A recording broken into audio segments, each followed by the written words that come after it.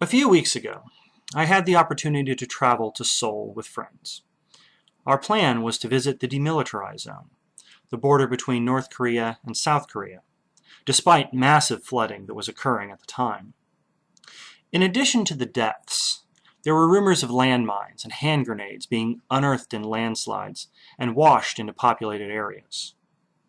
But I don't afraid of anything, so we stayed our course and took a trip to the DMZ.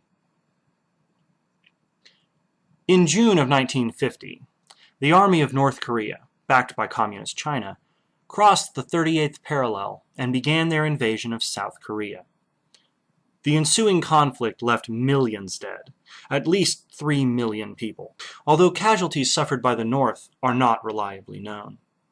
At one point, North Korea had occupied the entirety of the Korean peninsula, with the port city of Busan as the only exception. In following months, Allied forces pushed the North Koreans back nearly to the border of China. In the end, the fighting came to a stalemate, and the border was set at around the 38th parallel. North Korea claims that they won the war. Today, the DMZ, which runs a length of 160 miles, is the most heavily militarized border in the world. Even though it is a tourist attraction on the southern side, there is still danger in the region.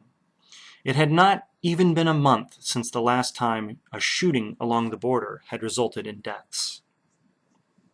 It was a gloomy, overcast day, and I thought it set the mood perfectly. This train station was developed in a joint effort to resume train service between Seoul and Pyongyang. The eventual goal was to establish trans-Asiatic service. After the station was built, at a cost of around $9 million, Kim Jong-il pulled out of the deal, and the station now sits empty. The only people who visit are tourists. The ticket window sells souvenirs. The boarding platform is empty. And they say this is the cleanest bathroom in the world. Sitting right on the other side of the line is Propaganda Village.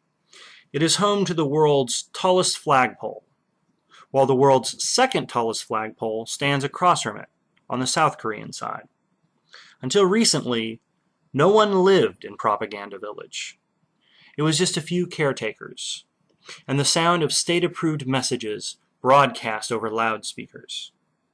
Today, the North has a factory, and they manufacture cheap goods for export to the South. Still, the vigil continues.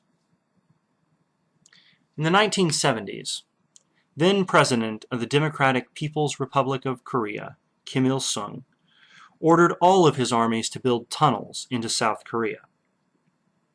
The first of these tunnels was discovered in 1974. Since then, 4 tunnels have been discovered. These tunnels can accommodate tens of thousands of soldiers, regiments with heavy artillery, or columns of vehicles and tanks in a single hour. The third tunnel, which leads directly under the DMZ, has been sealed off by 3 concrete barriers. Photography is not allowed in the tunnel, but this is what I looked like when I came back up. In the tunnel itself, which North Koreans claim to be a coal mine, you can see dynamite blasts gouged into the sides of the hard, dark granite. At the end of the road, there is a small market. Here you can buy a handful of items available nowhere else in the world. Giant bags of rice, North Korean ginseng, and, what I honed in on, beer and wine. I am holding on to the wine for a special occasion, but I had to give the beer a try. It was good, like a German Hopslager. The history of aggression between North and South Korea is both sad and instructive. It is a history that we are invested in, as we are invested in continued peace in the region.